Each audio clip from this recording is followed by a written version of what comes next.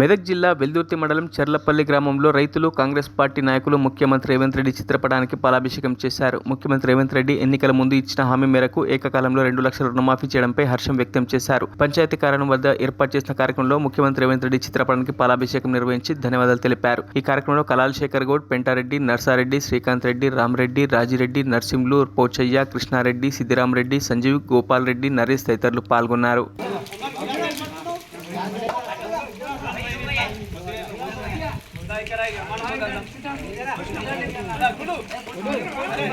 కాంగ్రెస్ పార్టీలో పెట్టిన మెనిఫెస్టోల ప్రకారం ఒక్కొక్కటిగా అమలు జరుగుతున్నది. అందులో రైతు రుణమాఫీ కూడా చాలా అరుదైన ఘట్టము.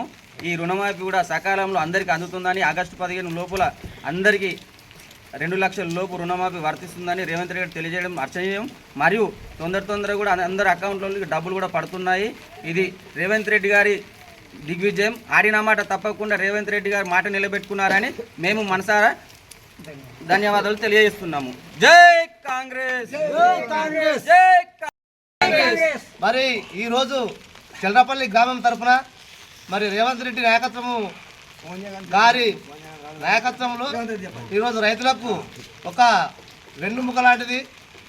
ఈరోజు 2 లక్షల రుణమాఫీ గురించి మనకు వాగ్దానం ఇచ్చింది కాబట్టి చేస్తుంది కూడా.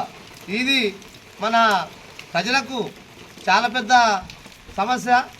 ఇది మాట నిలబెట్టుకున్న కాంగ్రెస్ ప్రభుత్వాన్ని మనం అందరం కూడా ఇంకా దీన్ని ముందుకు తీసుకోవాలి. మరి గ్రామాన కూడా అందరికి తెలియజేసినట్టు కూడా మనం ఈ యొక్క కాంగ్రెస్ పార్టీ తరఫున అన్ని గ్రామాలకు చేరే విధంగా, అలాగే సోనియా గాంధీ నాయకత్వము వాళ్ళకు కూడా తెలిసినట్టు చేద్దామని చెప్పేసి గ్రామం తరఫున అందరికీ నేను తెలియజేసుకుంటున్నాను.